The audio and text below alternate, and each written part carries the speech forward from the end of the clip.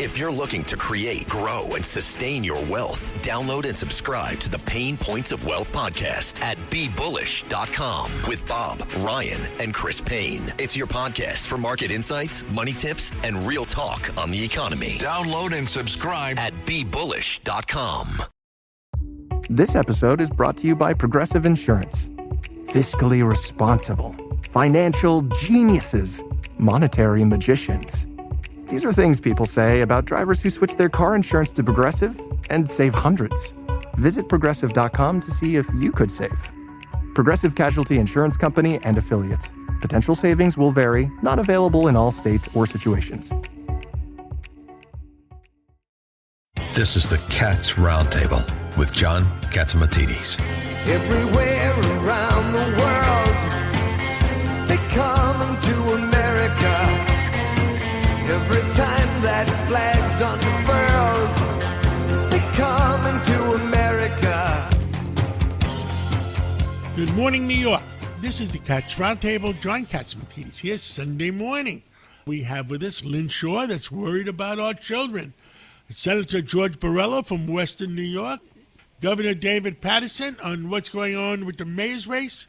Paul Zuber from the New York State Merchants Association.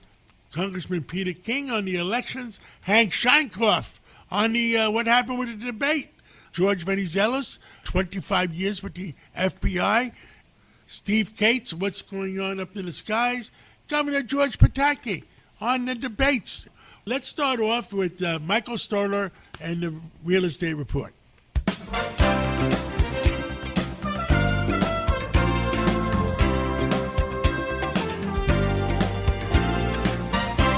Good morning, this is Mike Stoller for the Stoller Real Estate Report. Is there money for real estate in these days? I don't know the answer, so today I brought a friend, a leading lender in the community, Joe Fingerman, who is the president of the Commercial Real Estate Division and a executive vice president at PPAC Private. What is PPAC Private? First off, thank you, Michael, for having me.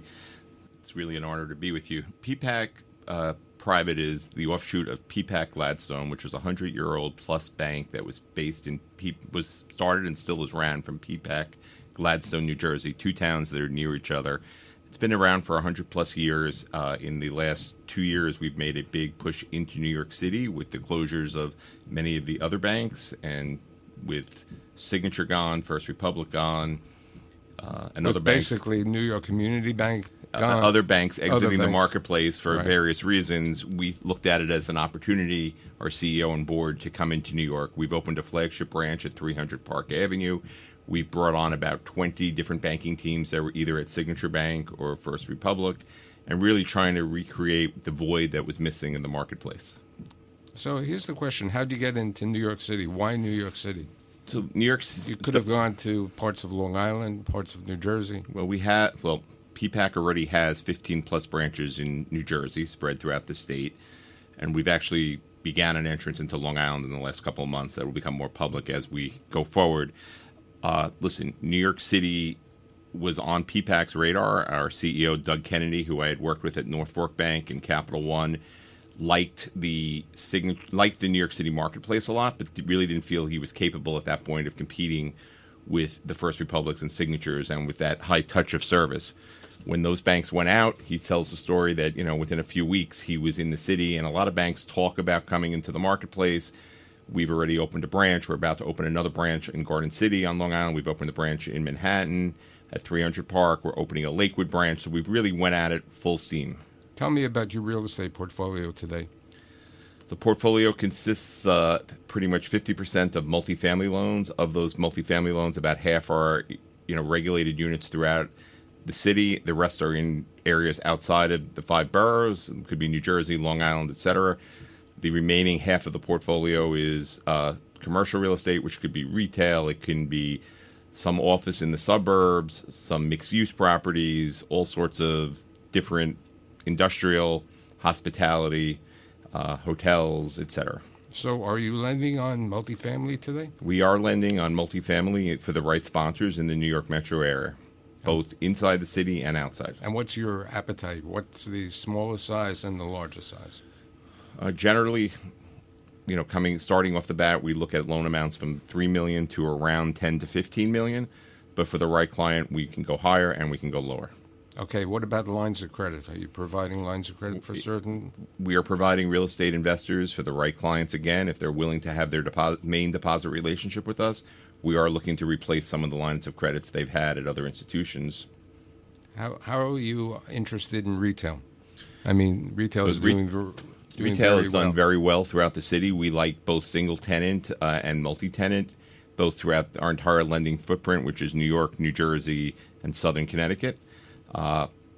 We've lent on a few shopping centers. We've lent on some single-tenant retail. Again, a lot of it comes down to who the right sponsor is. Okay, with regard to office, there's A, B, and C properties. So, based on our size, a lot of the banks, similar to Signature, even at a much bigger scale, could not really do the A or the A-plus buildings. Those go out to, much larger CMBS-type Sure. shops. We're right now staying away from B and C office buildings in Manhattan, but we are closing on loans in both suburban Long Island and New Jersey for the right sponsors in office buildings. And what type of tenants? Type of tenants could be medical, regular office, law firms, general, typical office tenants. What about the industrial market? Again, we like the industrial market. Everyone wants their package immediately. So, we've done those type of facilities both in New Jersey and then what is available in Brooklyn and then on Long Island. What about construction? We aren't doing any construction. We're only doing income-producing properties at this point. When do you think you might go into the construction? The construction market gets very competitive. Certain banks dominate that space. It's hard to, build it at scale. At Signature, we never did it. At North Fork and Capital One, we did. I'm just not sure when we enter that or if we do. What's your thought about office conversion into residential? I think it's a lot easier to put it on an Excel spreadsheet than it's actually done to actually get it done. I think you have to figure out the floor plans, which are exceptionally tough. You have staggering lease expirations, which make it more difficult. And a lot of times when I see summaries of these deals, they forget the fact that there is existing debt on the building, which they have to figure out what to do. That said, I like the idea of taking some of these B and C office buildings and moving them to residential, and certainly that will help the remaining B and C buildings. What about co-working? The WeWorks, the industrials? Listen, I think co-working, I've watched companies similar to PPAC, like we expand, we hire, 10 people overnight, and we need a place to go, and co-working provides that. I think, co-working today is a lot different than it was, 5-10 years ago with WeWork. I think you see a lot of corporate tenants taking that space for the exact reasons I just said. You built a great business at Signature, North Fork, and Capital One, and I'd like to thank you for being here today. Thank you. The Cats Roundtable. Well, one of the experts that's been through 1,000 elections is Hank Shankoff. Well, Hank, give me a reading. Where the heck we are? We're going to have another debate next Wednesday. Where are we? Well, the next debate, John. First, thank you, Ariana. I'm grateful for your listeners to listen to what we have to say this morning. But, the next debate will be critical. It will decide the election. Andrew Cuomo's positioning ought to be talking about Mondami's flip-flops and about his record and the fact that he can manage a city that is likely to go through a significant fiscal crisis next year, which will be even worse if Mondami becomes the mayor. And right now, it looks like there's. I have rumors that there are new polls coming out after the first debate, and we have a second debate again on Wednesday. But after the first debate, it looks like it's going to be still Mondami is in the lead, and Cuomo's number 2, and Curtis is a far third. Now the question is, what I've said to people is, well, the real Democrat is Cuomo, and 70% of the electorate in the 5 boroughs of the city of New York are Democrats. Why are they going along with Mondami? Mondami has run, John, a brilliant campaign. And, oftentimes people run brilliant campaigns. They may not be very good at governing. He has no experience governing. He hates cops. He's been trying to walk away from walk back the cop nonsense. But if you look at the Democratic Social America website and you look at it over time, you find that they hate cops. Those are his people. He's a cop hater. He's a Jew hater. He is a hater generally. He hides it very well, but he's a hater. He hates this city, and the purpose of running for office is not to help the city. The purpose of running for office for Mamdani is to create a national movement of socialists in control of our cities because the Democratic Party is falling apart. And the stupid Democrats can't figure out a way to come up with some emotional language and emotional positioning that makes it impossible for Mamdani to get into the game. And they failed us miserably. Yeah, that I would agree with you 100% on that. What choices, is there any other choices that you think New Yorkers have? I mean, they got to go out and vote. They got to go out and vote in masses and vote for common sense. Don't vote for socialism. Well, they vote for the socialists. They're going to get unfortunately, they're going to get what they deserve. The problem will be that his attitude about what is appropriate behavior is wrong. You know, you don't see Catholics in the street today and Christians running around demonstrating and trying to blow up buildings or beat the crap out of people in the streets or assault them. When we have murders of Christians in Nigeria today, finally talked about with great courage by the New York Post. But a lot of us have been watching this. It's about religious freedom. You don't see people who are being abused and their fellows are being abused, running through the streets, behaving like these children and these pro-Palestinian people have behaved in New York City. But Mamdani is going to tolerate that. He's going to tolerate a city of anarchy, and people should get used to it. He's going to tolerate a city where people he doesn't agree with are assaulted in the streets like Jews. They should get prepared for it because that's what's going to happen. Well, Hank Shenkoff, I mean, we got one more debate. I look forward to being with you during that debate or a little bit of the day after, and let's see what happens. And God bless you, and God bless America. John, Andrew Cuomo can win this thing. It's not over yet. That debate will determine what happens. So God bless New York, and you're right. Hopefully we'll get through this. Thank you so much, and let's catch up again right after the next debate. I hope so, John. Be well. And to your listeners, have a great day. Thank you. Thank you for listening to the Cats Roundtable. We'll be right back right after this break. Welcome back to the Cats Roundtable.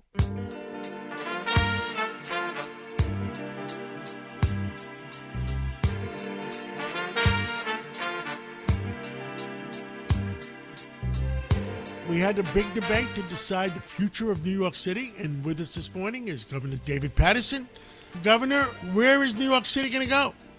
Well, I fear that New York City is going to go in the direction of the man who is number one in the polls by 13%, Assemblyman Zoran Mamdani. And the reason, and I think that one of the things about debates is sometimes they can get like WWE wrestling, but I think most people are disappointed after debates because they are looking for something that isn't there.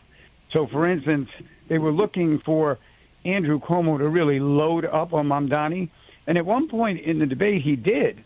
He talked about Mamdani's failure to denounce horrible racist remarks that were made after September 11th. He talked about how Mamdani sat quietly during other times that he could have spoken out.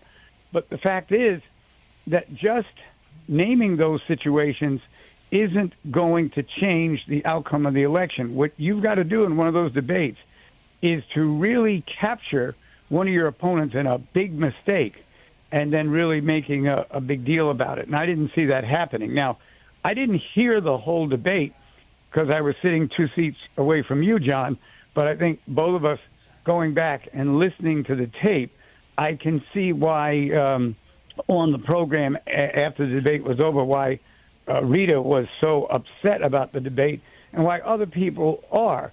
But I think their expectations aren't met because debates don't actually do that. Now, I understand, and like me and you were at the Al Smith dinner, so I got to see part of the debate afterwards. I understand that Curtis, instead of attacking Mamdani, was attacking mostly Andrew Cuomo. And what was the purpose of that? I'm not particularly sure why he did that. I think maybe, he's been on the radio attacking Andrew Cuomo for the 12 years that he was governor and the 4 years that he was attorney general. I thought that was definitely going in the wrong direction. And he was the one that was saying that he thought people should be more supportive of the president. And he named some things the president did. But at the same time, here again, I thought that he kind of missed the opportunity with Mamdani to really let him have it, because there's a lot about what Mamdani has said. And I thought the result of it, that Mamdani was almost like he was at a ice skating rink. He just skated around while the others were following him and occasionally making a relevant point, but kind of finding a way to out-talk some very valid criticisms that have been made about things he's said and things that he's done. I think it was Thursday night before the debate, John, when we were on the 5 o'clock show. Bill O'Reilly was the guest, and he was practically explaining to the audience how, when you're in a debate, you lure your opponent into a situation where they can't respond that way.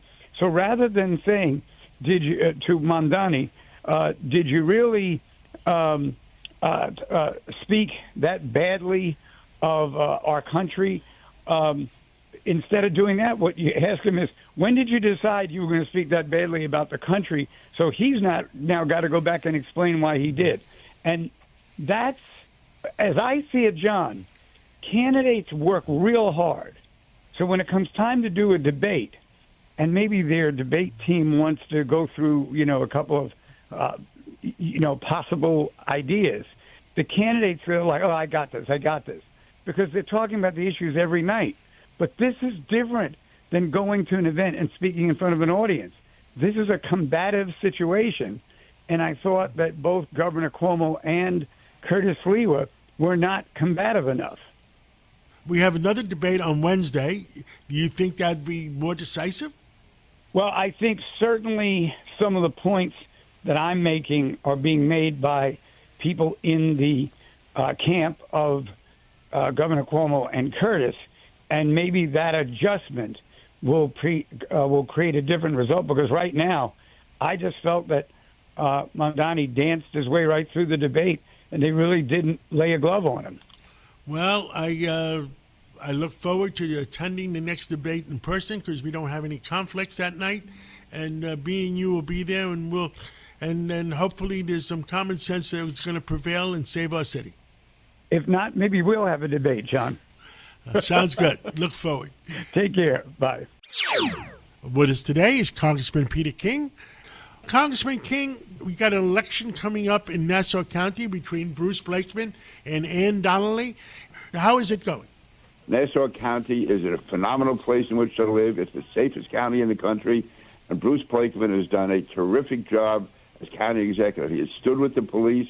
He has made sure, in fact, he's added the number of cops to the job.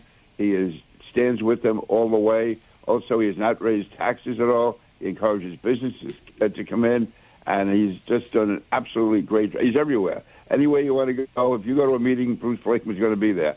He's great. And then Ann Donnelly, as district attorney, is just absolutely terrific.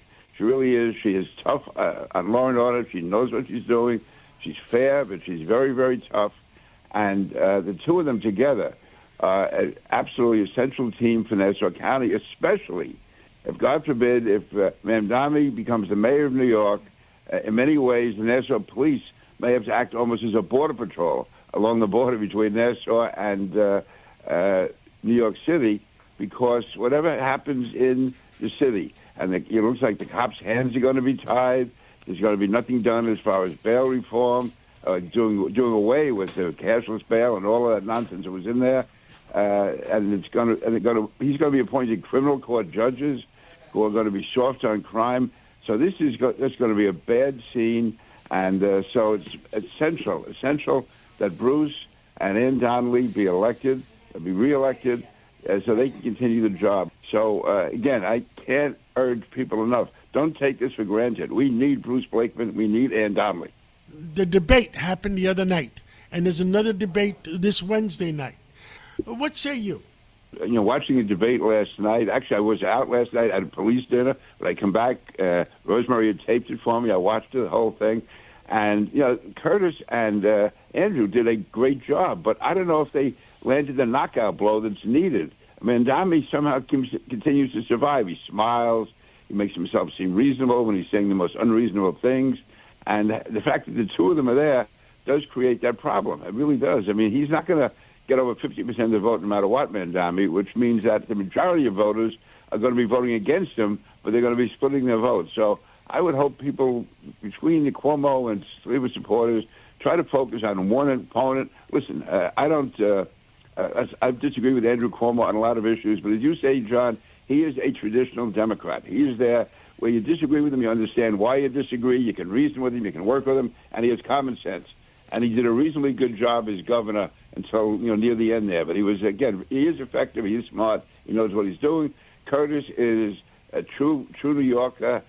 He bleeds New York blood, there's no doubt, and literally has shed his blood for New York. Great guy, but we can't let those two divide the vote and allow Mandami to get in there. Because, you can have a good mayor, you can have a bad mayor, but you can usually overcome the bad ones. But this guy could do such a lasting damage. And again, I don't think people are focusing enough, for instance, on the judges he would be involved in appointing, what he would do. He wants to take away the police commissioner's authority to decide disciplinary issues with cops, with a civilian review board that he'd be appointing most of the members to. This is absolute disaster. Congressman Peter King, thank you for your update on Nassau County. Thank you for your update on New York City.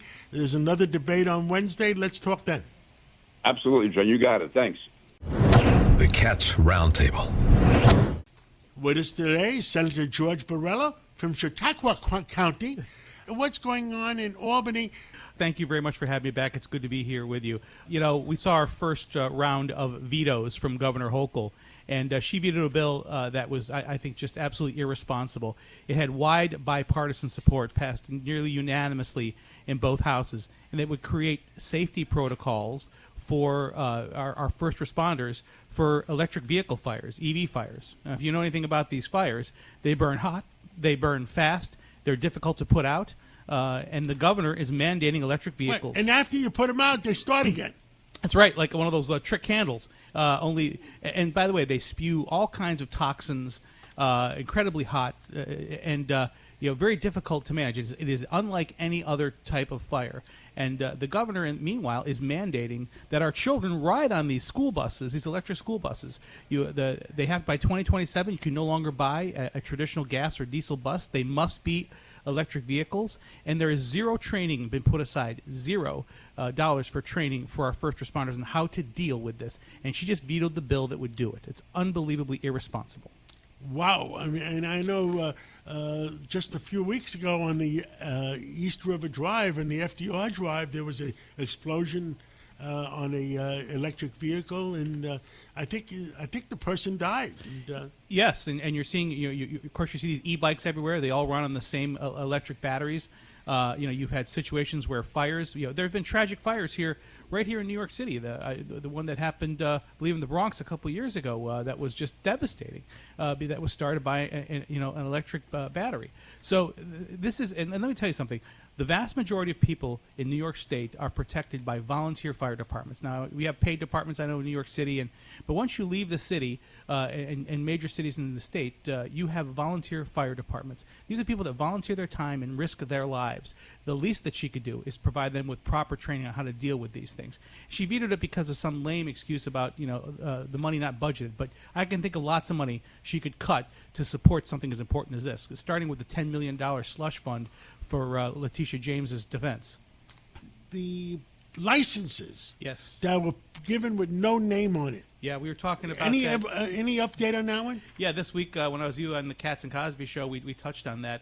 The reaction from the governor now that we've for those that don't recall or hadn't heard, New York State DMV is issuing driver's licenses that say no name given. This is in the case of the one driver that was part of a sting operation in Oklahoma, I believe, where they got hundreds of drivers that had similar ones. The excuse given was that this particular undocumented immigrant had some kind of legal status, but the DMV would not actually supply what kind of legal status they had to work. They said it was federal legal status. Well, for me, that probably means one of those. He checked in on an app under the Biden administration, never actually had contact with a federal official. So that's probably what they consider to be a legal status. But most importantly, they came up with some lame excuse. They found some subsection of people that live in Indonesia that that don't go by names, traditional names, or one name and not two names, no surname, and a ridiculous excuse. They never actually said that this person was part of that sect of Indonesians. It's just absolutely outrageous. Now, I worry about them using those driver's licenses to vote. Well, here's the thing, John. You don't have to have a driver's license to vote. You don't have to show an ID. In New York State, you can walk up, tell them who you are, allegedly, and vote. So you don't have to worry about them using a driver's license because no driver's license is needed. I understand there's a suicide bill on Governor Hochul's desk on volunteer, on assisting children to commit suicide. It's assisted suicide bill, and it's a horrible thing. I debated that bill. I led the debate on that bill in the New York State Senate. Is there a status? Well, right now it's on the governor's desk. She never wanted this bill on her desk, I don't think. There is a group of people that have been pitching this. Look, this is a horribly irresponsible bill. There are people out there who I understand think that people have the right to kill themselves if they have a terminal disease, but this bill is horribly irresponsible. There is there's no requirement of having a mental evaluation. There's no requirement for an in-person doctor visit. There's no chain of custody for these deadly drugs. Literally, a prescription will be issued for life-ending drugs, and no one is making sure that those drugs actually were taken and properly taken care of. I hope the governor does not sign it. There's a better way to do it than what was passed this past session. Senator Borrello, thank you for your update, and thank you for keeping all the people in New York State informed. And God bless you. God bless America. Same. Thank you. Thank you for listening to the Cats Roundtable. We'll be right back right after this break. Welcome back to the Cats Roundtable.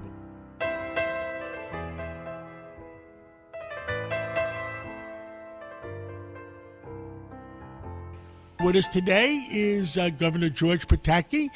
Well, Governor Pataki, you saw the debates. What do you think is going to happen to our city? Well, I'll tell you, I thought the debate was very interesting. I didn't think the moderators were particularly fair. It's a three-person race, and they treated it almost like a two-person race. But, let me admit, I'm prejudiced. I'm for Curtis Sliwa, and I think he did a tremendous job. He pointed out how he was a New Yorker and knew New York better than anybody else. The time he spent as a private citizen with the Guardian Angels working to make New York safe. And I just really enjoyed his presentation. And I watched Mondami and Cuomo go at each other. And to be honest, I don't want to see either one of them as mayor. We have to deal with reality. But I still think, undoubtedly, the best person to be mayor of this city is Curtis Sliwa. But if we look at the big picture, it's tougher for a Republican to win than a Democrat. Absolutely. It is. It's always tougher for a Republican to win. But if you look at the record of the last 20 years, the two best mayors by far we've had were Giuliani and Bloomberg. And they both ran and won on the Republican line. And since then, we've had de Blasio, who was a complete disaster, and Adams, who's a very good guy, but just wasn't able to run the city well. So, yes, it's hard for a Republican to win, but it's not impossible. And I think Curtis came across Thursday night as someone who certainly is mayoral. He has the intelligence and the dignity to be mayor. And of all the candidates, there's no one who's been to every subway stop in this city except Curtis Sliwa. There probably aren't many people who have. But he spent his life trying to make this city a better place, and I think he deserves a chance to continue that opportunity. Well, Governor George Pataki, I don't disagree with you. I know Curtis for a long time, too, and he certainly has the capabilities. And what I suggest is we're both going to watch the next debate together and make a further evaluation then, because we love our city and we want to make sure our city has the best management possible. You're absolutely right, John. And the race isn't over. And as you said, there's another debate coming up. We'll see how that goes. And I'll tell you, for all its difficulties, this is the greatest city in the world. I love it more today than I ever did before. And you and I both want one thing, and that is for the next 4 years to be great years with great leadership for the city of New York. And we agree completely on that. And let's hope that's what comes out of this seemingly a little chaotic period of time. Governor George Pataki, I'll see you Wednesday night during the next debate, and I pray for New York City, and God bless you and God bless America. Thank you so much. Thank you. Looking forward to seeing you, and thank you for all you do for the city and our country, John. With us today is Paul Zuber, and he is the Senior Vice President in charge of the Business Council of the State of New York. Well, Paul Zuber, the debate is done. If Mondami wins, new regulations are coming. Yeah, you're right. New regulations are coming, and I think that, there are things that have been discussed in this campaign that, obviously are concerning to the business community. Obviously there's been discussions about increasing the corporate franchise tax, which, luckily Governor Hochul has said that she's not in support of. But, I do want to say one thing to that, which is I think we're all being a little bit cute with what the corporate franchise tax is in New York. What people have to understand is that there is also a New York City business corporation tax, which in itself for the highest corporations is a little over 8%. So when you take the 8% and you add the 7+% that's already exists with the corporation franchise tax, and you add the 30% surcharge that any business has in the MTA district, raising the corporate franchise tax could push taxes for New York City businesses as high as 20%. That's a problem. And we already have a problem in New York with a system now where our energy is really under duress and stress. The New York Independent System Operators, which oversees the grid, keeps track of our electric grid, has come out with a new report that basically says because we've been unable to replace aged out electrical generation plants with new plants and new forms of energy, that New York City in particular and Long Island, the grids are very, very vulnerable right now. And the problem that we have with that as a business community is, let's think about what the next stage or the next big growth in the economy will be. It's all tech, right? And what do you need to create data centers? You need energy. What do you need for semiconductor plants? You need energy. What do you even need for pharmaceuticals? You need energy, right? So without this energy, it's not just the public who's in danger. And let me just say the public is in danger, because if the grid goes, it could not only go in the summertime, but it could go in the wintertime. But it's also damaging the growth or the potential growth of businesses in New York State. And I think what the NYSO, that's what we affectionately call it here in New York, says is something that we really have to consider. There is nothing wrong with supporting renewable energy, but there needs to be an all-above approach.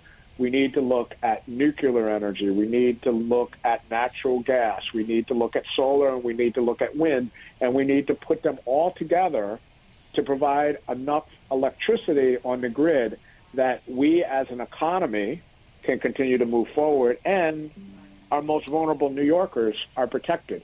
So we have to think about these things in realistic terms. I like oil because oil doesn't blow up. Sometimes gas does. But when you're talking about greenhouse gas emissions, there's a group of people out there that don't want anything but solar and wind. The fact is, it's been shown over and over again that this climate leadership Community Protection Act, or CLCPA as we call it, isn't working. It's time to go back to the drawing board and figure out what works for us, both economically and for the benefit of the consumers. Because we also have to worry about the cost, right? We at the Business Council have been talking about this forever. It's like, what is the cost to the consumers? Consumers cannot take or afford to have their energy bills increase. And you're seeing, like right now in New Jersey, what's the big issue in the governor's race in New Jersey? Everybody in Jersey is really upset because their electric bills are through the roof. The fact is, in New York City, you got the congestion tax, you got the tax, then commercial rent tax. The taxes the real estate tax. So it's a tax on top of the tax. I mean, it just keeps multiplying itself. And we and you have talked about it before. And John, we talked about this before. You have an economy now that isn't so locked into one particular area. So you don't necessarily need to be in New York to do business in New York, right? Hence why you're seeing Texas even opening up their own stock exchange, right? So we're in competition with every other state. So when our electric grid is not reliable, it makes New York State unreliable to businesses. When our taxes are high, it makes New York State unreliable. How many of your 3,000 businesses are considering moving out of state, and how many people are considering moving back into the state? Well, there's an interesting. A while back, we had a poll of it was for upstate CEOs, and we asked the question: if you could start your business in another state, would you? And it was It was over 50% said they would start their business in another state. So that kind of tells you where people are. They're frustrated with the cost. They're frustrated with regulations. And I'm hopeful that Governor Hochul hears this call, right? Here's this heed or this push by businesses to kind of try to fix it. You can't tax us to death. You can't regulate us to death. You have to provide us the necessary energy to move forward with some projects. Look, Paul Zuber, thank you for filling in all businesses in New York and all common sense people, and let's catch up again real soon. All right, thank you, John. The Cats Roundtable. With us this morning is George Venizelos.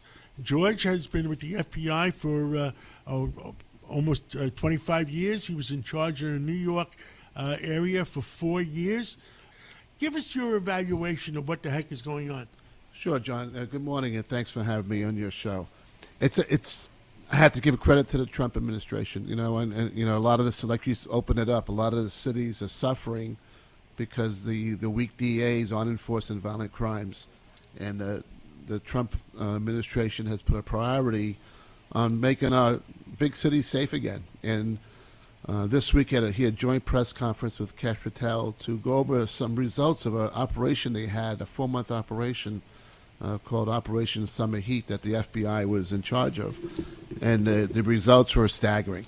I mean, over the 4-month period, they hit all the major cities, the crackdown on violent crimes, and they ended up arresting 8,500 people in 4 months. Wow.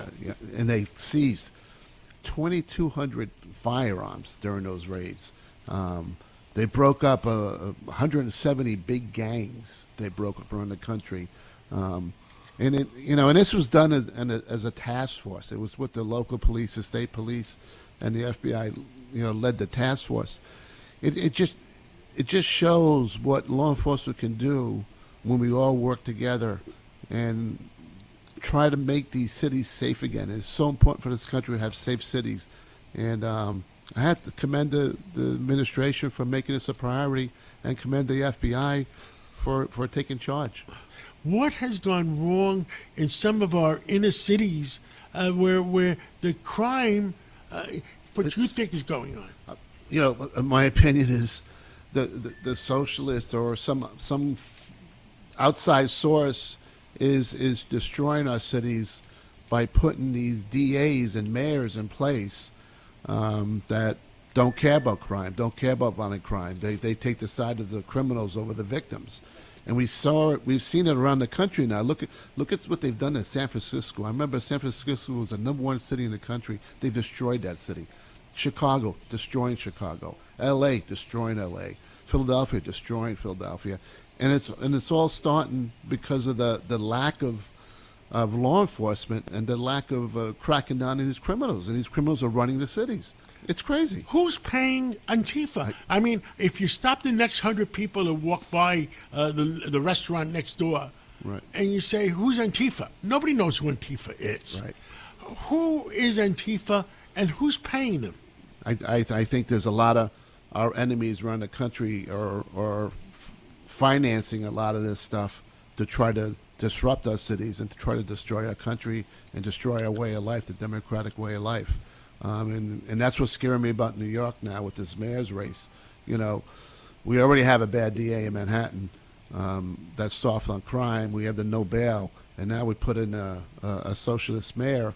I think crime's going to run rampant, and if crime runs rapid, it's going to destroy the city and destroy the country. There's no doubt that there's influence to create this chaos, to have agitators in these groups, in these protests, to finance these groups like Antifa. Again, I commend the administration for classifying them as a terrorist group, because they are a terrorist group. They're terrorizing our cities. They're terrorizing our people. They're terrorizing our way of life. They're trying to intimidate us into affecting the way we run our lives. So between the drugs, the borders, where do we go from here? At least I think I'm looking at it as President Trump has the pulse on what's going on, and he's trying to use the federal government and whether it's the DEA, the FBI, to come to law and order and quality of life in our country. Absolutely, and that's what also happened to our cities. You had all these illegal migrants. You had all these jails being emptied from other countries. You had all these bad elements coming to our cities. That their way of life was crime. That's the way they operated in their countries. So that even made crime even worse than it was in our cities. So I commend the ICE operations trying to get the violent criminals, the murderers, the people off the streets, because these people don't care, you know. And we can't be bringing their way of crime and life into our cities. George Venizelos, thank you for coming on this Sunday morning, and we'll continue it maybe next Sunday. Thank you very much. Thank you. Thank you for listening to the Cats Roundtable. We'll be right back right after this break. Welcome back to the Cats Roundtable.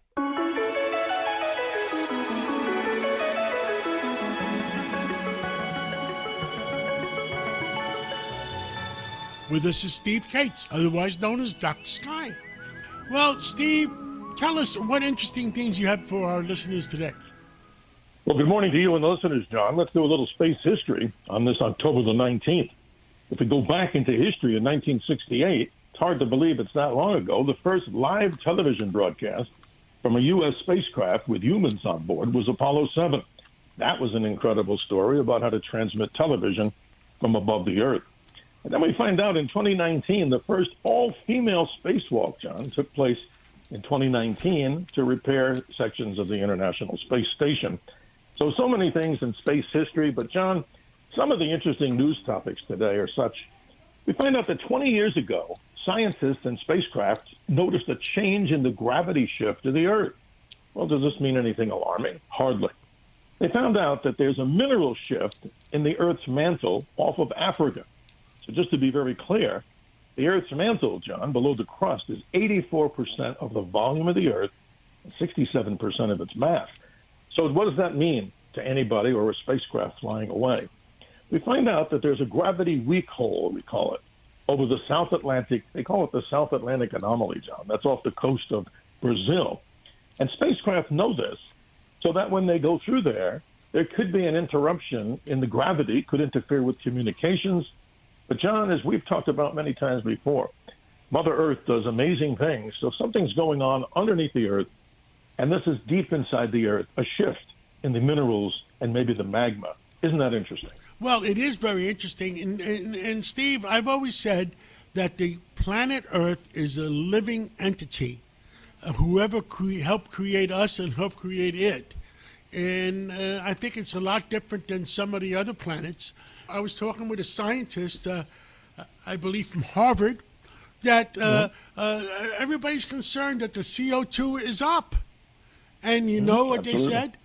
Well, the CO2 was down, and the only reason it's up because the planet Earth has decided that it needs more plant life because there's 8 billion people on the planet Earth that need food.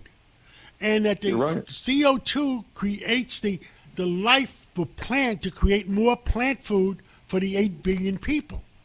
And that the planet Earth, being a living entity, has decided that it needs more CO2 to be able to do that. Well, that's right, John, and you brought up a very good point, so that people don't necessarily just keep hearing that CO2 is a demonizing part of the environment. Obviously, you've just given a good case, just the opposite, and many scientists do agree. But going along with what you said, John, there's another interesting story here. The Earth may be dimming, and this is interesting. When a planet has light coming from the sun, and the percentage that it reflects back into space is a term called albedo. Now, the simple thing is Venus has the highest albedo because it's covered in clouds and it's like a mirror. That's why it's so bright. But some scientists are saying with less ice and snow on the Earth is absorbing more solar energy and in turn may not be exhibiting that much reflectivity. But the story goes on, John. Nothing is absolutely conclusive in this. That's just a preliminary story and study that needs further analysis, don't you think? John, we have the mystery of the week, and this one really surprised me. And here's a story that comes to us from students at the University of San Diego. What's the headline? Satellites are leaking the world's secret calls, text, military, and corporate data.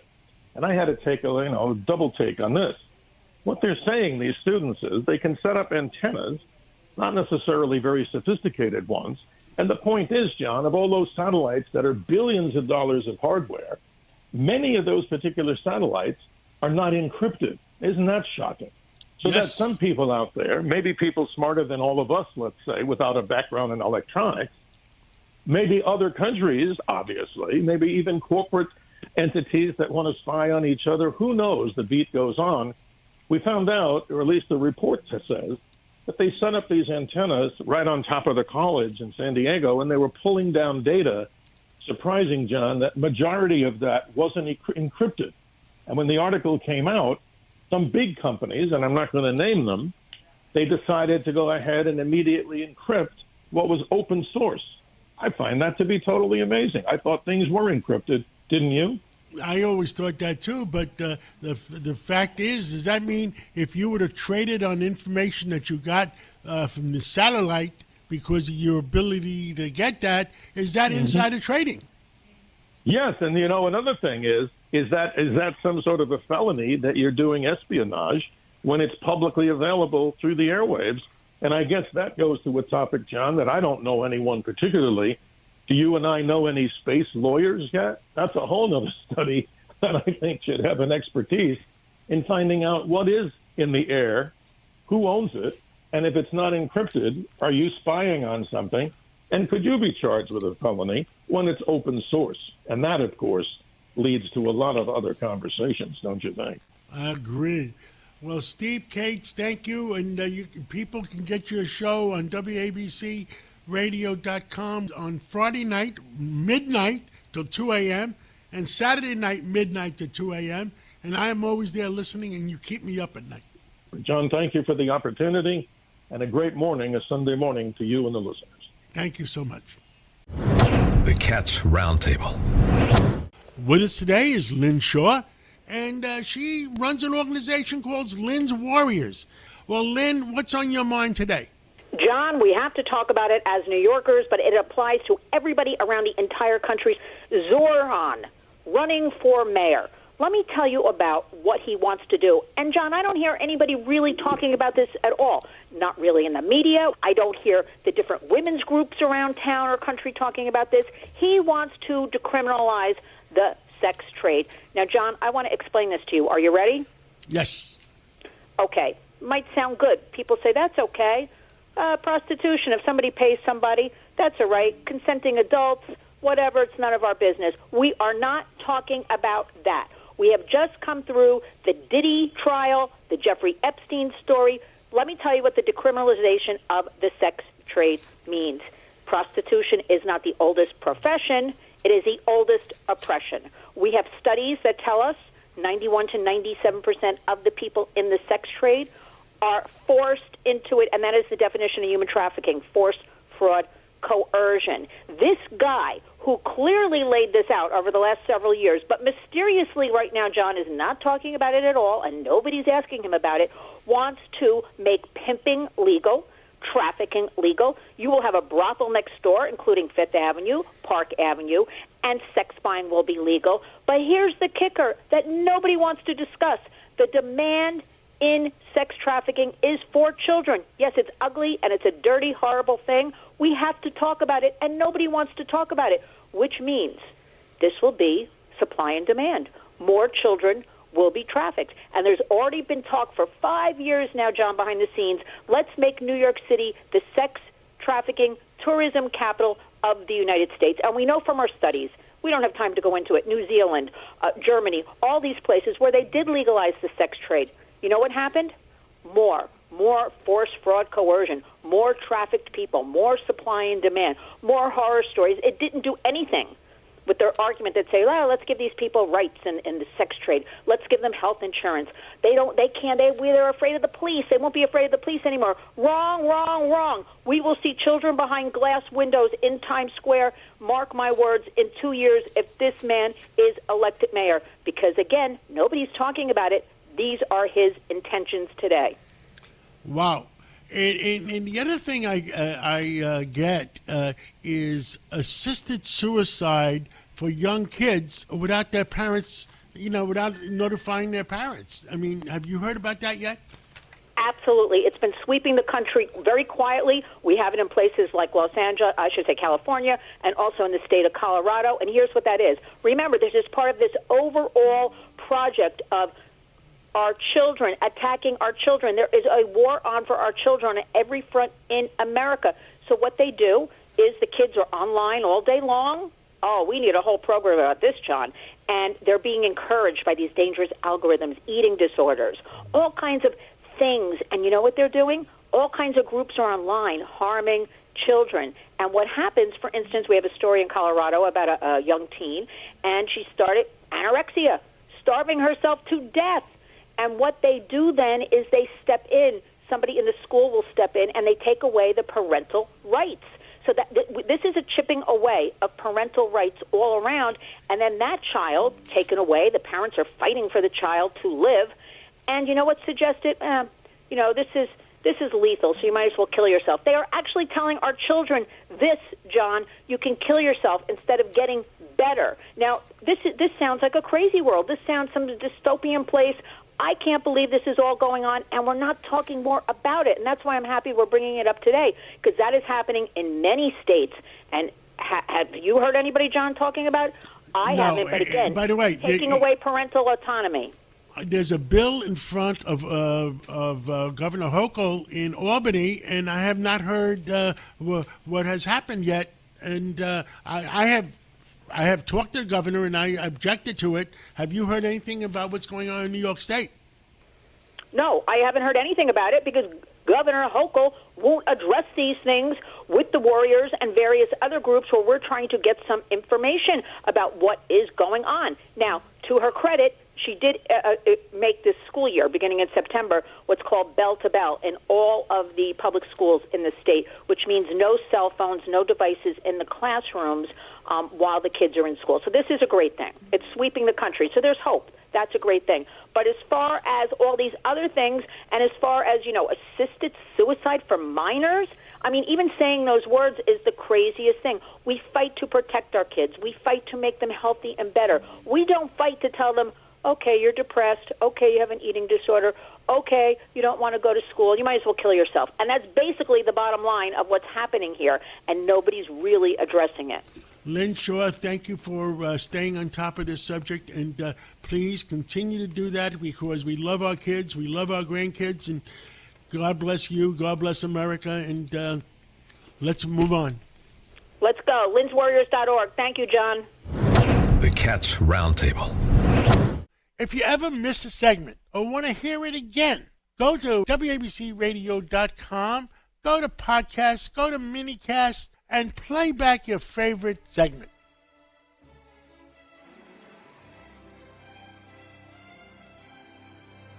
Thank you for being with us for the Cats Roundtable Local Edition, the #1 show on Sunday mornings in New York. Keep listening to us for the Cats Roundtable National Edition between 9 o'clock and 10 o'clock. So we'll be back to you in a few minutes after the news. If you're looking to create, grow, and sustain your wealth, download and subscribe to the Pain Points of Wealth podcast at BeBullish.com with Bob, Ryan, and Chris Payne. It's your podcast for market insights, money tips, and real talk on the economy. Download and subscribe at BeBullish.com.